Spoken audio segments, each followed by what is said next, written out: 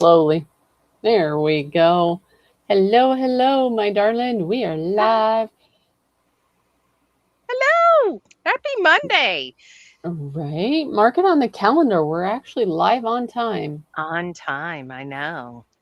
Well, welcome everyone to the Beyond Nutrition Community Podcast. We're your host. I'm Sherri, And I'm Coach Becky.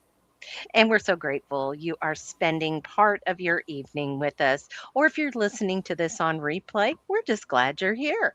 Our mission is simple. It's to help you move beyond diets, confusion, and quick fixes towards a healthier and more sustainable relationship with your body, your health, and your life.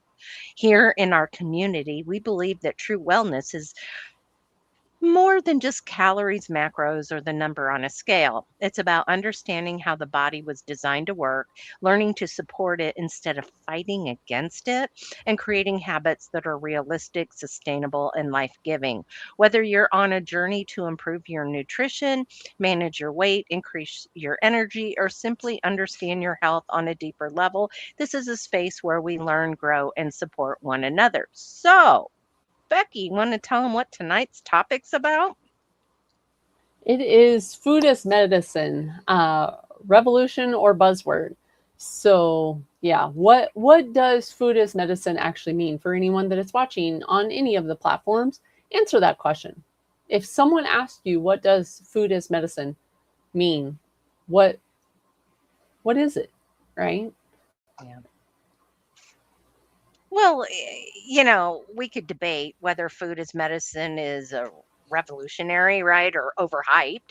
Um, but I think you need to actually get down to what we're talking about. Is it a public health strategy? Is it a medical intervention? Or is it a wellness slogan that, influencers use? Right?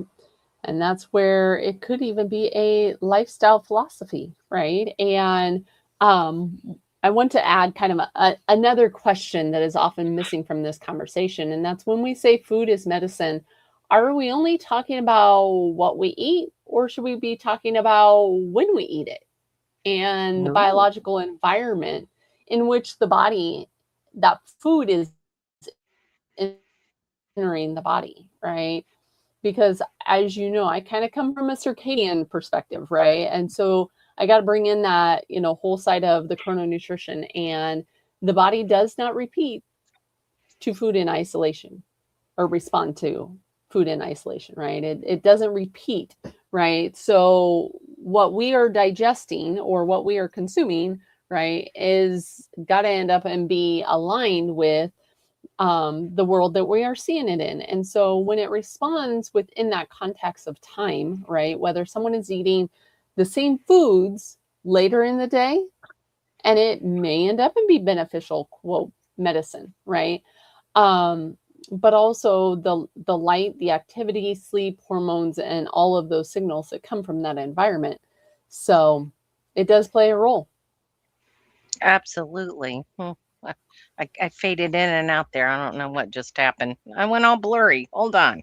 Let me fix that. I'll let you talk while I unblur myself here for those that are watching. Too funny, right? Right. So to kind of explain this, right? For thousands of years, traditional healing systems did not completely separate food from health. Food, seasons, environment, rest, movement, daily rhythms were often viewed as an interconnected inner being. And that's where modern healthcare eventually shifted towards a model that became exceptionally good at acute care, surgery, emergency medicine, pharmaceutical treatment. Those tools save lives, right? And absolutely have an important place. I'm not discounting that.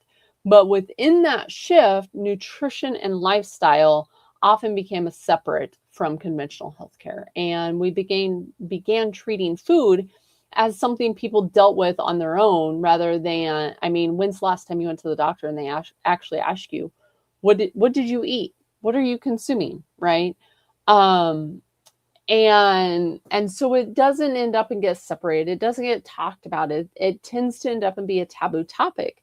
And that's where, other than, your daily biological inputs, right, your metabolic health, recovery, blood sugar regulation, inflammation, cardiovascular, muscle, I mean, the list goes on, right, as far as what is creating your longevity and your quality of life. And today, food as medicine is reemerging in many spaces, and there is so many opinions around, right, that food and what you should, what you shouldn't, how you should, how you shouldn't, and how it's affecting our chronic metabolic conditions. And that effect is, and how it is affecting is a large population of the world today. And that's why a lot of the healthcare, in my opinion, again, let me stop and say, in my opinion, that's why a lot of the healthcare is not addressing that side, because we are seeing that people do end up and get better, right? When you simply slow down to ask the question, what are people eating? What are you consuming? Are you eating in daylight hours? Are you eating late at night? Are you receiving your first meal of the day, or are you fasting? Right? A lot of these common questions are helping people to end up and get better. And when we avoid those questions and we continue to have people eating their normal standard American diet or Western diet or whatever label, right, you want to end up and put on it as far as a dietary label, that is where, in my opinion, it is keeping people sick. It is keeping these metabolic conditions rampant to the point where we are reliant on those healthcare resources, right? Carbs and Right. cover, for instance. Definitely. Well, I mean, food as medicine is misunderstood, right? And I mean, are we talking prevention, management, treatment support? Just a quick poll. So when people, let's throw this out there on to our audience, put in the chat, no matter where you're listening, the answer. When people hear food is medicine, why do they often assume it means replacing medicine? That's a good question. That's a debatable question, right? Mm-hmm. Yeah. And like I said, I'm not looking at replacing. I'm Mm, looking at aligning with your body to the point where you're not reliant. yeah. Well, eating patterns. Let's talk about that. Yeah. And that's where, again, going back to, and I kind of mentioned it, right? The word Yeah. chrononutrition becomes important in part of, food as medicine conversation, because chrononutrition examines the relationship between food and the timing. And so it recognizes the same meal may not create the same response if you have it at 8 in the morning versus 10 at night, right? Our digestive enzymes, the insulin sensitivity, body temperature, hormones, all of that, right? The metabolic processes of our daily rhythms. Um, and that means the food simply, I'm choosing my words wisely here. Um, because as we end up and we look at food, um, of what it is containing, the old myth, even calories in, calories out, right? Because calories and nutrients, food also communicates timing. And when we consume that food at that 8 a.m., right, it is going to start a digestive circadian clock. It is a timekeeper for our peripheral clocks, including those of the liver, the pancreas, the digestive system, and a lot of other metabolic tissues. So when our light exposure and sleep schedule and activity um, all tell the same story, the body receives a clearer signal. And that's where a lot of people are living in misalignment. And, I even tell people, whether it's in coaching or even in myself, right? Just simply making some of these small shifts through the day consistently has led to the success that I have found, right? And that's where people get so confused over that. But when you start to end up and eat that, quote, food is medicine versus food, when you look at food as medicine and food as information, right? That sometimes, again, they do end up in overlap, but sometimes they end up and they're separate too, right? Where, again, what is the information that the food is providing you, right? Food quality, food information. And there's food that can end up and balance hormones. There's food that can fix thyroid. There's food that ends up and is more nutrient dense and provides those nutrients that your body needs. And there's food that can actually end up and help with sleep. Again, so in other words, a way to look at it, food is information. Mhm. What raw materials essentially are you feeding your body? Is it the protein, right? There's that whole side of the dietary camp out there where, yes, we're not debating, right? The whole protein is needed. Protein provides those amino acids for the muscles. It's a satiety for many. Um, it also provides, the neurotransmitters, immune function, repair for muscles, all of that, right? But each macronutrient provides its own signaling. So, excluding things such as carbs that can provide an energy and communicate that energy availability on a mitochondrial level when they get into the electron transport chain. That's the particular relationship I like to look at, is because I also come from a background of thyroid. I come from a background of sleep. I come from a background of hormone, right? Because I had my hysterectomy when I was 29. We went through all of this, right? And my story last week in regards of how when I added those carbs back in, things got better. And it's not because fat's to be feared, right? We went through that whole movement of low fat, but it's also dietary fat is needed for cell membranes, right? The myelin sheath, all of that hormone production, the backbone of, pregnenolone, nutrient absorption. The brain uses fat, and it is a secondary fuel source too. So Mhm. carbs and fat are your fuel sources. Absolutely. I mean, I'm a walking example of what happens when you strip carbs out to the point that right. And I didn't do it just for a little while. I did it for 2.5 years, and I ended up tanking my thyroid and my hormones to the point that I had to slowly introduce carbs back in. And don't get us wrong, when we talk about carbs, we are not talking about processed foods, right? We are not talking about the potato chips and the donuts and the things like that. That's not what we're Twinkies and talking about. It's ho-hos. yeah, right. Um, where- Literally, I started with a sweet potato, right? A whole food. And I had to my body did not even know what to do, when I had a sweet potato paired with, some protein.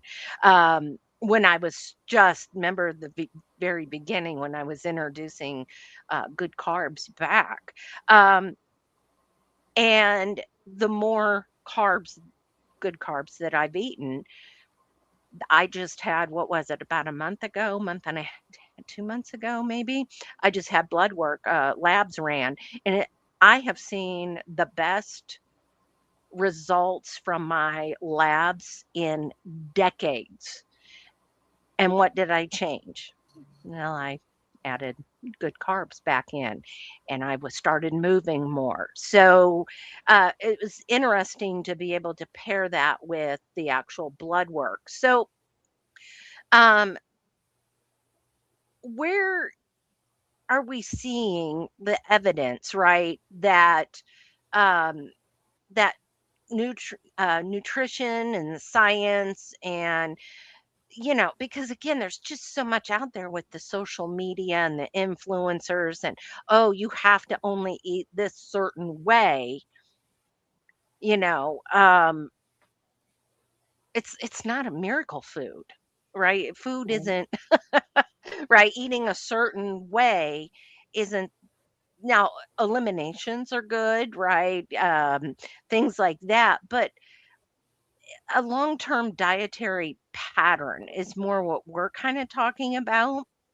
Um, I mean, obviously, you can look at the research, and eating healthier helps with cardiovascular outcomes and lowering blood pressure and improving your metabolic health and reduce your risk of type 2 diabetes and healthy weight management. Mhm. So, one challenge is that nutrition isn't dramatic, and I think that's the big thing that, especially last week in your story, if folks haven't heard that, you need to go back and listen to Becky's story, um, because people still want that one secret, right? Give me the miracle, give me the one secret, give me this supplement, give me that hack. um, what do we do with all of that, Becky? Well, if you're me, right? Yeah. Because I've been very open in regards of no pills, no pokes, no potions, right? And so there is no one supplement, and there's so many people out there, whether it's the magic colored pill or the happy juice potion or whatever the hack is. And so that's where, I mean, are you going to continue it forever, right? Sometimes there are things that can end up and be utilized as a crutch to kind of, when your body is just simply overly depleted to the point that it can end up and be used. But many times, if people build a solid foundation and build those healthy habits consistently, doesn't have to be perfect. Again, consistency over perfection, right? The science is out there, and you're going to end up in here, the low carb, no carb side of things, debating and saying that the science is there for, their method. You're going to end up and have the paleo people saying that, the science is there on their method. You're going to have, generations, right? Going back and saying, well, this is how the ancestors ate, or this is how, indigenous groups eat, or etc. Right? And the science is there, but again, the science only ends up and tells you so much, right? What is your body telling you? Is it telling you to eat more carbs? Is it telling you to, consume fiber? Is it telling you to eat more protein, less protein, ultra processed food? What is it telling you, right? To reduce. Again, I'm not saying for anyone, someone can consume 1,000 calories of the ho-hos and the Twinkies, right? The ultra processed, or someone can consume 1,000 calories of steak, or they can consume, who do you think is going to end up and be healthier, right? The people that are consuming whole food, the steak, the, Twinkies, who's going to end up, right? And so you really have to end up and listen to your body and what it is giving back to you, because there are no nutritional shortcuts, There right? isn't. Yeah. If you compare drinking, your green juice that that cost, I don't know, $15, $12, Most whatever, of them, yeah, it's crazy. right? Some of them are outrageous, yeah. Versus cooking healthy meals for 6 months. One is exciting, right? One promises that shortcut, the other changes the health circumstances. And if nutrition is such strong evidence, why do you think that we still have obesity and metabolic disease rates that are rising? Because I think people are pushing past, again, they're not listening to their own body, right? There are so many loud voices, so many influencers, so many protocols, so many, that it's almost like a fire hose of information. And so there is strong evidence to back either side of the nutrition. But again, is it truly fixing the root cause? And is it getting down? I mentioned, right, the alignment, the hormones, is it getting down to that, right? And that's where, in my story, I tried to strip things back on a nutritional standpoint, right? I tried to do the elimination, and I was very diligent about it, and I had good environment at that point. But I was so stuck in the fact of trying to fit a narrative, because that is what, was being pushed at that time, that I wasn't listening to my own body. I wasn't listening to the fact of my thyroid. I wasn't listening to the fact, of that whole side. And a lot of people are that way. They are trying to follow that. They're not doing it on an individual standpoint. They're simply, what is this protocol? I'm going to follow it. Right. And so, again, that's where we are still seeing the metabolic diseases that are chronic conditions raising, because they're not fixing it. They're not addressing. A lot of times they're just putting a blanket on it. I think, and this is hard to say, but I know your coaching clients, my coaching clients, um, we get such a pushback of, I don't like that. Uh, they literally cannot figure out basic whole foods, right? Um, like it's a lot of times it is a very basic education that we have to take our clients back to. So, you know, I'm going to ask the audience this question. What is one eating habit that you've maintained consistently for over a year? Becky, what is yours? One eating habit I've maintained consistently for over a year is at breakfast. That is the one habit, because Yeah. I wanted to say adding carbs back in, but that has fluctuated because I've started adding even more carbs back in. But yeah, Yeah, eating three meals, eating breakfast. I would agree. Breakfast has been the biggest bell for me in my journey, because there was a time, and Becky was around for that, where I had subscribed to the I have to fast, right? I have to fast for 12, 24, 48 out, whatever it was. And I had at the time, I'm like, I'm coming off of my medication. I want to, and I kept seeing like my type 2 diabetes get worse. Like my like I was wearing a CGM, and all morning it just kept climbing, and it would be noon, 1 o'clock before my blood sugar would start to come back down. But I was fasting. And when I started, like, because I was the first person to tell you, well, I don't like breakfast. Mm-hmm. I don't eat breakfast. I don't like it. Right. And then I had to get into the mindset of, well, you don't have to have breakfast food to eat at breakfast, right? You can have other food, which was, at the time was like, what?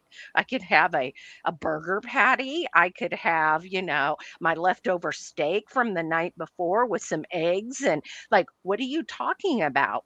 Um, so I had to change that mindset. But for decades, I was the person that said, I'm not hungry when I wake up, number 1. I don't like breakfast, number 2.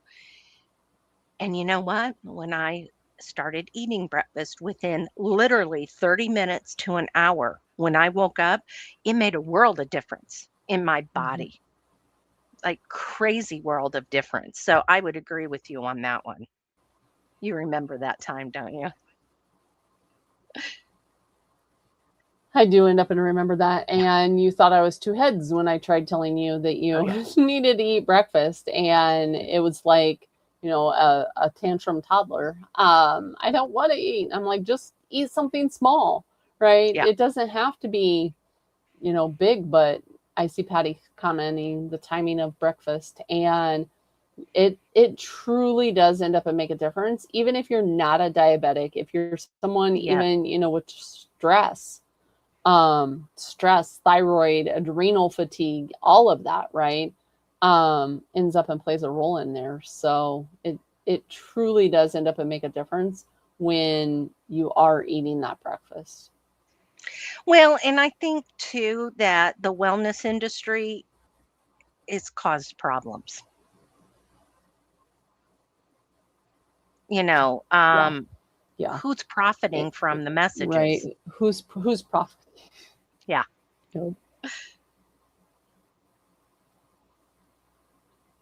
I mean, you've got Yep, your exactly. And that's we're having a delay here. That's what's going on. That's why we're both like hesitating to talk. Okay, I'm gonna be quiet for a moment and let you talk, Becky.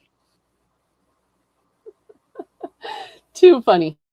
Yes, it is the wellness industry's, the whole side of it, right? If food is medicine, and the question that you initially, asked was who's profiting from that? Because anytime, a meaningful health concept begins gaining attention, guess who's all over it, right? Look at the keto movement that, come through, and guess what? The box store shelves flooded with keto on the package. But if you looked at the actual ingredients, did it truly end up and fall, right? Was it falling in that category? Because keto technically is a metabolic process, right? It is the state of getting in ketosis, not necessarily the foods or, the processed products that you're consuming. And so the wellness industry has taken that idea that food can influence health and turned it into this huge collection of, products and programs and tests and trackers and powders, and the list goes on, right? All of the things, or 99.99999% of the things that I don't end up in use, right?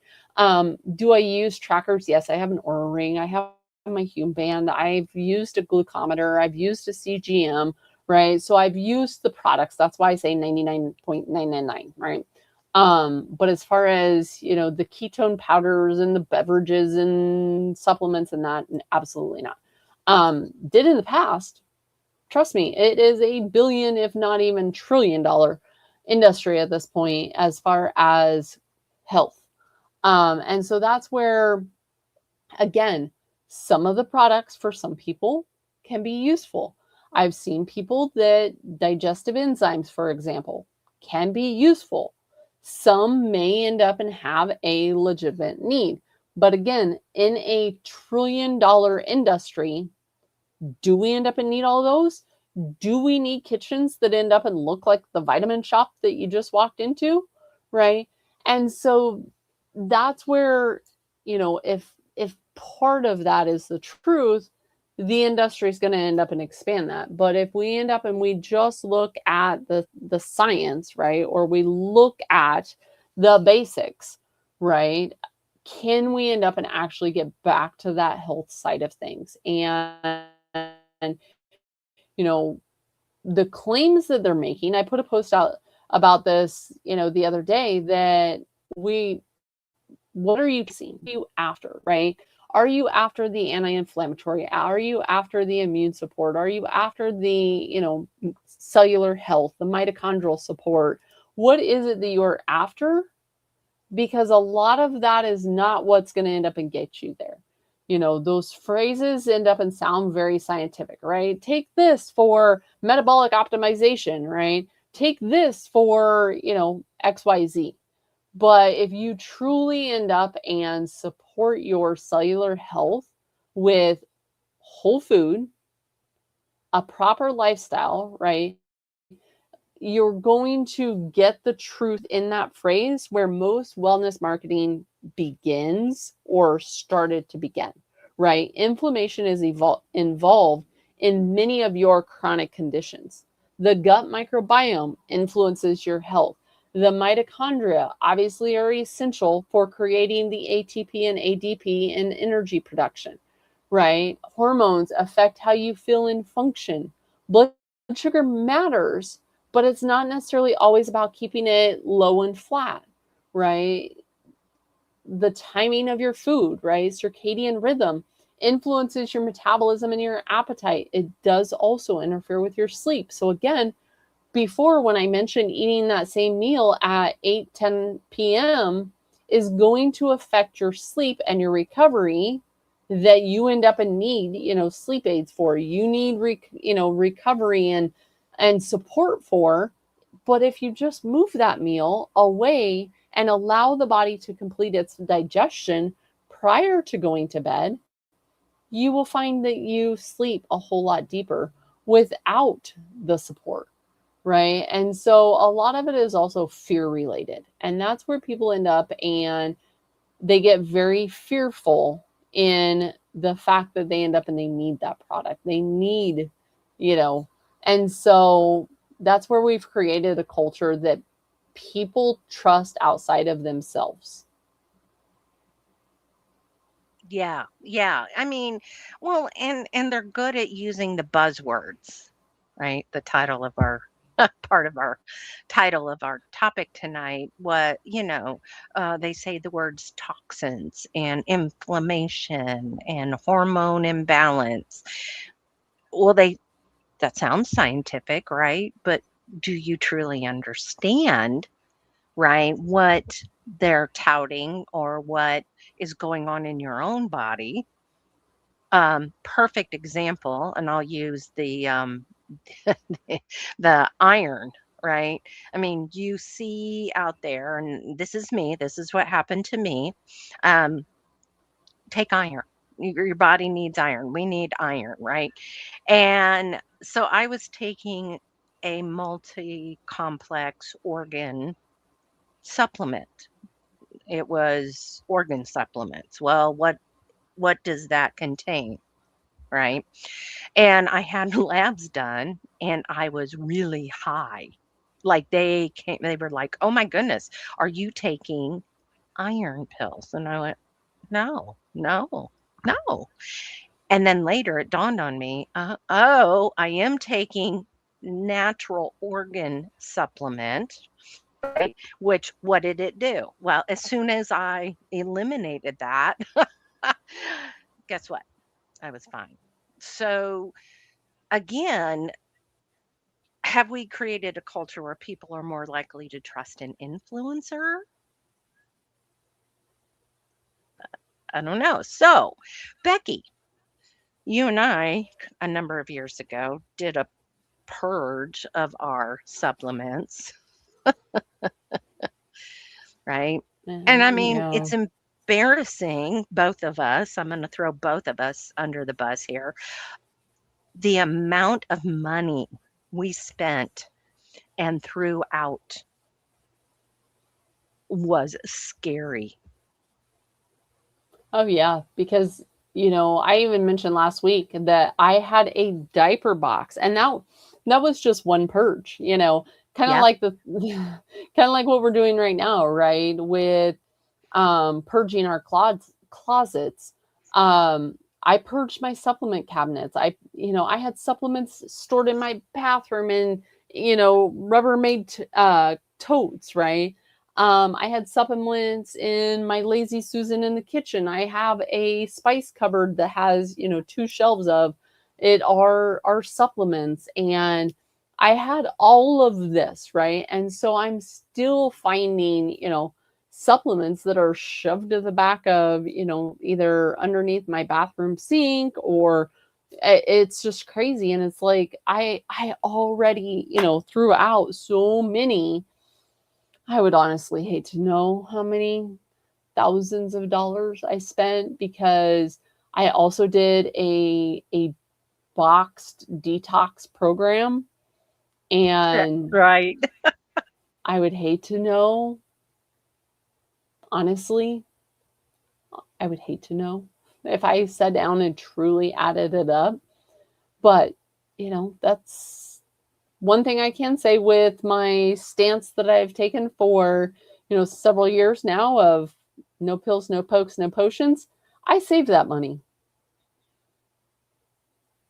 Well, the big thing is that I have learned personally is, does your labs back it up? right? Mhm. Are you getting labs based off of what those quote supplements that you're taking? Or are you just taking it because, right? Mhm. A commercial on TV or an influencer, um, and you need to ask yourself. There's some questions, right, that you need to ask before purchasing any health product that is touted as a health product, right? Um, what's one, Becky? As far as I mean, what eh, as far as the influencer versus, I mean, you know, when you're looking at it, right? What does the body need? It's more going along that line of muscle testing, right? What does the body end up in need? Um, and is it something that you're willing to be consistent with? I love that. And who's benefiting financially? Right? That's a big question to ask yourself. And what evidence? And I'm not Mm-hmm. talking about the commercial on TV. My girlfriend sent me this supplement to look at. And she says, "What do you think?" And it was touted as not taking the shot, but taking a pill. And I did. I researched it for her. And I went back and I said, "Well, if it was me, I would pass on it." And that's all I said. And that's where seeing comments here, the Mhm. quality and the transparency, right? The scope, the context of the guidance matters. So yes, my stance in regards of no pills, no pokes, no potion perspective, right? That is honestly my method. That is for me. That is not necessarily my clients end up and know that that is my message. It is not meant to say that it is for everyone. And it is not to say that medication is bad. So anyone that jumps all over here, um, I'm not saying that someone may not need medical intervention, right? No. Or that supplements never end up and have their place. It is my stance and it is my pushback. And it's a pushback against the idea that we must begin with a product before addressing biological foundations. That is solely what I am saying. So before, you assume that you need another supplement, like you said, for your friend, right? Check the quality. Check, what what is the supplement, right? Injection, powder, pill, cleanse, test, device, what is it, right? Look at that quality. Look at who is benefiting off of it, who is recommending it, right? If you have thyroid issues and you are seeing someone that has a thyroid supplement, but yet they're the ones benefiting off of it, right? Look at trace your method back, right? If they're suggesting a product and you truly need it and they get have an affiliation with it, okay, I get it, right? That to me, because I've had this question posed to me, how is, say, my hydrogen water any different, right? Why should I buy hydrogen water when I can just drink water?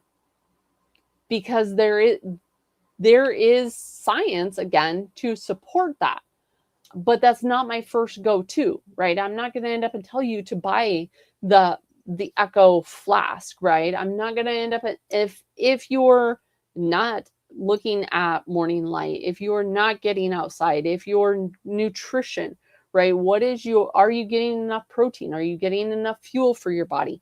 Right? All of these core questions, are you maintaining muscle? Are you building muscle? The list goes on, right? And then it's like, okay, do you need, or you're struggling with recovery, you're struggling still with inflammation even though you're grounding, right? Look at some of these free modalities that you have, everyone has access to. Look at them. If you are consistent with it, then you may need to end up and add something, right? Right. So just want to end up and clarify that. Yeah, yeah, and that goes for both of us, right? I concur 110%. So, what do you think about personalized nutrition, the future, is it hype? What is it, right? Because the next evolution of food as medicine, not one diet for everyone, right? Because what you eat, Becky, would probably spike my blood sugar, right? So I can't eat like you.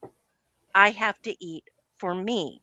So let's kind of talk about that because again, what we're seeing influence wise is this one way of eating and you Mhm. don't deviate and you get shamed.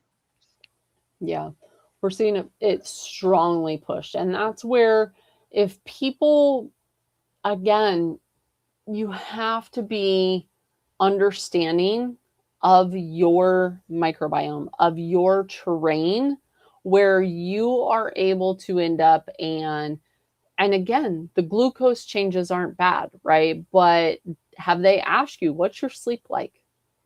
Are you sleeping through the night? What's your energy like during the day? All of these create your unique program.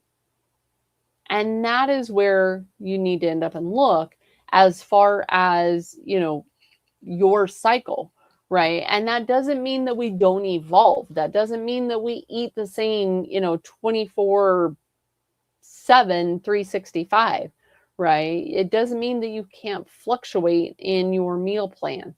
It's just, when you look at what you are consuming on a nutrition standpoint, what does your body need? Do you have thyroid issues? Do you need more carbs to help with that thyroid conversion? Maybe. I know. Yeah. I mean, again, are you male? Are you female? Are Mhm. you, in your 50s or your 60s, your 40s, your 20s? Like, it all matters. I've Mhm. been coached by somebody in their 20s who tried to fit me into his mold of being in the 20s, and it didn't work for me, right? So, um, yeah, again, you have to kind of look at uh, what's good for your body. And that's kind of where people like Becky and I come in because we don't subscribe to one way of eating, and that's the only way or the highway. Um, right? It's very individualized. So, speaking of, what do you say to people about the accessibility, the again, I've been down this rabbit hole, right? Food as medicine sounds great unless healthy food, it's so difficult to obtain or it's expensive or, oh, this influencer, everything had to be grass fed, grass finished, organic, blah, blah, blah. And I've lived that one for a while. So I'm throwing myself under that bus right there, ran myself over. So let's talk about that because I know you get that question from your clients as well.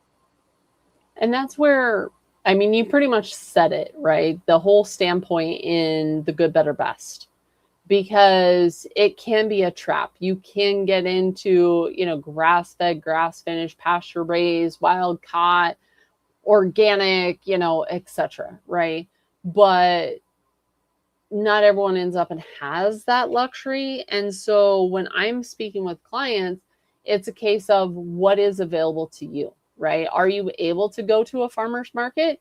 Are you able? I mean, I have, especially this time of year, I have roadside market stands where, I can go and buy produce because, that person has grown it. Right now, did they maybe use, a um, weed chemical on their garden? Possibly, and so that's where, again, cleaning your produce. But when I look at it, it's a good, better, best, right? It's the better option, right? Obviously, your best option is going to end up and be, what the best that you can afford within your price range and have access to. And so If you can afford, right, the grass fed, the grass finished, the all organic, the, etc., then go that route, right? I can tell you, as a Nebraska cattle supporter, my beef that is in my freezer right now, I'm sure was finished on grain. We typically end up and send them out to pasture. We send them out to stocks. We bring them back home to fatten them, to send them, to slaughter. So was it CAFO beef? Was it raised in a feedlot? Trust me, I have one of them just 4 miles south of my house, 40 some thousand head feedlot. I know what they're like, right? Will I go to a grocery store and buy meat if I need to, right? That meat is still good, in my opinion, than not consuming that protein for that structure. And so if that's all someone that can afford is to get the meat from a grocery store, I would rather them get that protein than not eat the protein, because that is your most bioavailable source of those amino acids, of those nutrients that we do get from it. Is it going to be as best as the, grass fed, grass finished? No. Is it going to be a fraction of the cost? When you're feeding a family at home, when you're needing, a pound of ground beef or 2 pounds of ground beef to make that dinner to put on the table for your kids, I would rather them end up and eat something like that, right? And so you have to make the ideal version of food that fits your minimum requirement. And that's where people have to end up and decide where, if you want to cut other expenses and are able to end up and cut that so that you can afford better quality, great. But the good, better, best method is, again, recognizing your budget, recognizing your food access, looking at your location, and what is your need? What is your household's need? Because I don't want anyone, going hungry because they can't afford the grass-fed, grass-finished. They can't afford the wild caught, right? So again, good is the food that is available, affordable, tolerated by you, that is going to help you meet those nutritional needs. The better is the food that offers that improvement, right? Maybe that's sourcing it from, the quality market, right? The farmer's market, that side of things, versus getting, it from Walmart, right? Sorry, Walmart. But again, it's that convenience. It's how much, emotional bandwidth does a person have? How much financial, freedom do they end up and have, or, ability to spend on a weekly, monthly, however, often you go shopping, right? And then the best quality is obviously, or the best category is going to be the highest quality that you realistically, have. And so again, looking at what is it that's going to support your metabolic health, your recovery, and maintaining that muscle as we age, because that should be everyone's goal, right? Is longevity and health. Yeah. So I'm going to ask the audience a question. So put it in the chat, no matter where you're listening. What is the biggest obstacle preventing you from eating the way you would ideally like to eat? I'm curious, right? I think we just talked about financial side of it. Um, in my case, it's location. Um, I have found that living in the middle of nowhere, Texas, um, the access to the foods that I choose to eat aren't in the little podunk grocery stores. They don't have anything. I walk in there and I think, "Oh my goodness," like, I see the problem with why people are unhealthy. And I actually have taken clients through the grocery store, and we've looked at ingredients labels and talked about all that. So, I'm just curious kind of what obstacles, the audience, uh, kind of prevents them from eating the way they would like to eat. But again, throwing out the good, better, best scenario of your small town grocery store, Mhm. right?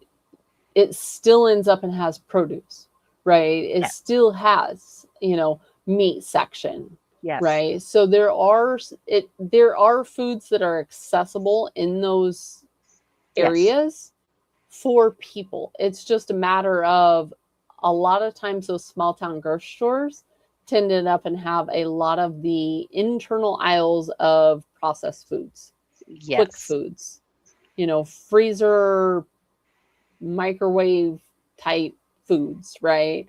So that is to clarify that, because if that's all that Agreed. someone has access to, Yes. right, then being able to check and get you know their produce, right, go and Right. buy a 5 pound bag of russet Idaho potatoes and a pound of ground beef, right, you can have a hamburger and a baked potato and still have a quality meal. Right.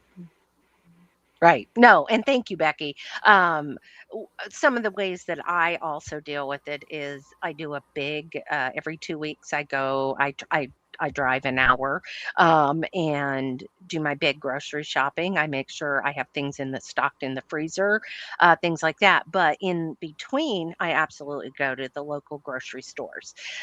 So yes, thanks for that.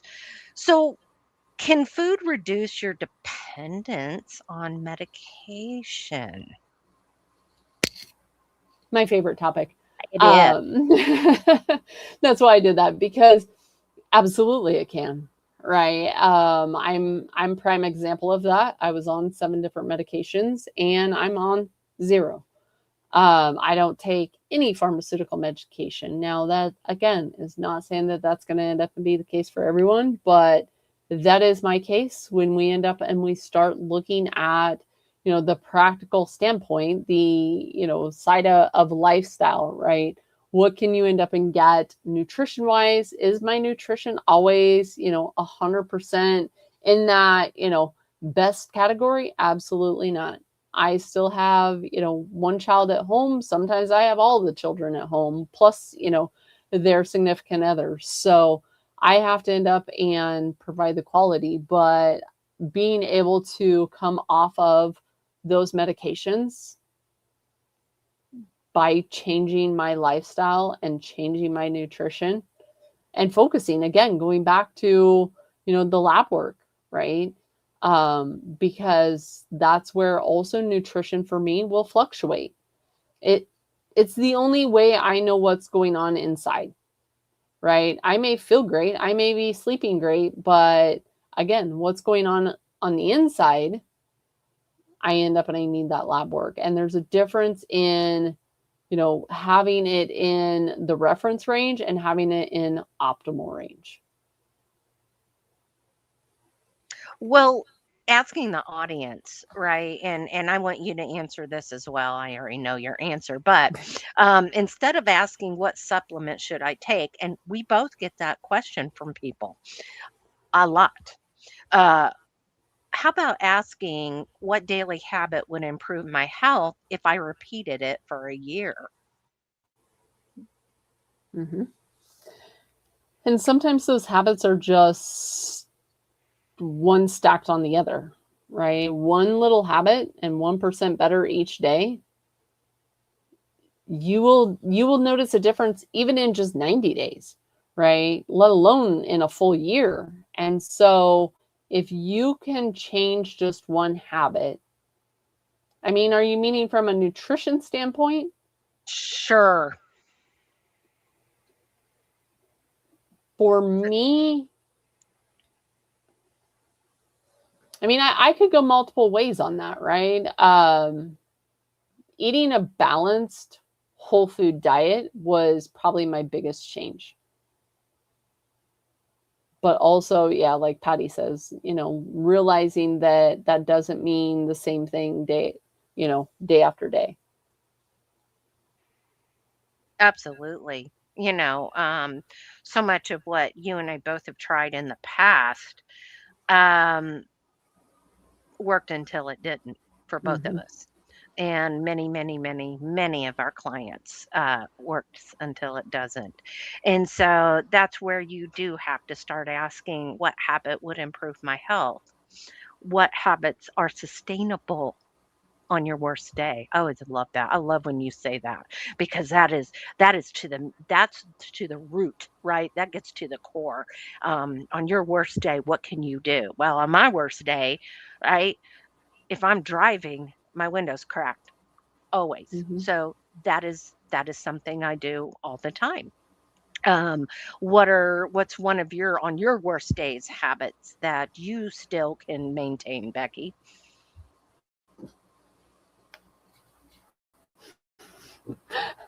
I maintain several. My morning light, because whether on my worst day, if that means even just getting to the door, right? Hmm. Um, that's one of the first things I do when I get up, Right. right? Is I have my hydrogen monitor and I get to the door for that natural light. Um, because even like right now, all I have is my, salt lamps on. I don't have an overhead light. I don't have bright lights on. But that is, you know, on days where my day can go hectic, that is one of the things that I take, a few minutes in the morning to start my day with that natural light. Most of the time it's grounding, no matter the season.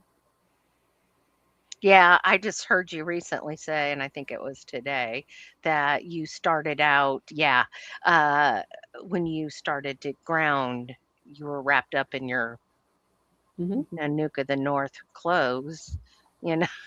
Yeah. Yeah. When I started, I had, layers on. I had my heavy sweater on, and I I still ask you if I could keep my sweater. She Um, did.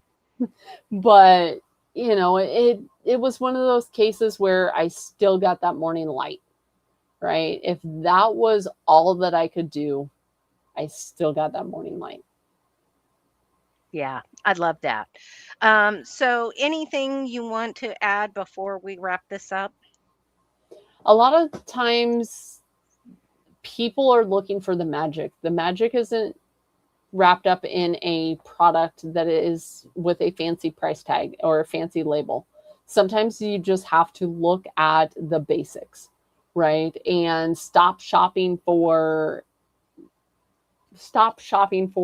the gold, right? Sometimes just end up and again go back to that good, better, best and create your options from there. There is no, hierarchy. No one is better than anyone. There's no shame, no guilt, right? Good is not a failure. Better is not, mandatory, and best is not always the most expensive, right? So make the best choice that supports your health without crashing the rest of your life, right? Understanding that you have the internal ability to end up and believe in yourself, believe in your value, believe in your worth, to make the time to put in to some of the simple foundations. I love that. Yeah. And food is powerful, but the goal isn't about food versus medicine. It's understanding how nutrition, movement, sleep, stress management, and even healthcare can work together to improve our health and our quality of life. So, real transformation rarely comes from a bad diet. Do I need to say that again? Should I call her that? Right. Right? Or a Shout it from the rooftop. yeah, or a supplement or a social media trend. More often, it comes from the small choices repeated consistently over time. And that is my story. That is Becky's story. That is our clients' stories. It is small choices that is repeated. That's go back and listen to Becky last week on she really talked about it and it was good.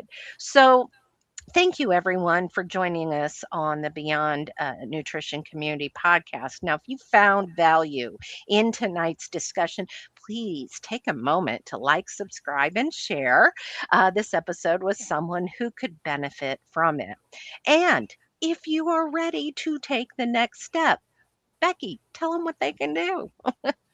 You can join the BNC community. Let me end up and throw the banner up here. So if you join the community, it is bnccommunity.com. That will bring you into the community.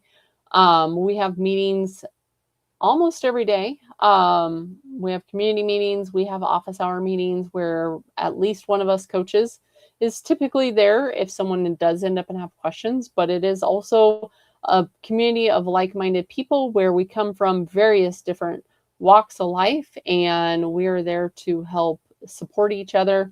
We even have people around the world. We have people from, Australia. We have people from the UK. We have people all over. So do not feel, that there is a sense of isolation. It is a community that is welcoming. You are not just a number in the crowd. You will be part of the community. I love that. And you don't have to do it alone. That's the big thing, right? So we do go live every Monday evening at 7 p.m. Central. And new episodes are available every Tuesday on Apple Podcasts, Spotify, iHeartRadio, and other podcast platforms. That's on Becky's checklist on Tuesday mornings. So should we tell them what we're going to talk about next week? Sure. I'll let you. I'll let you because I'm So excited. next week on the podcast, we're going to discuss September is the new January. It's crazy to think, but we are nearing the end of August, and September is right around the corner. Labor Day is coming up. A lot of people are back in school, but we are also going to discuss the fact of how September is your 90-day reset before the holidays. So I'm excited for it. I'm very excited, and we've got some other things in the works surrounding that. So stay tuned for that. But I'm going to leave you everyone with a question. If your future self could thank you for doing one thing 90 days from now, what would you start doing today? And that's what we're going to discuss next week. So, thank you guys so much for listening to us and joining in the comments. We do read all of them, and we thank you for that. Awesome. Have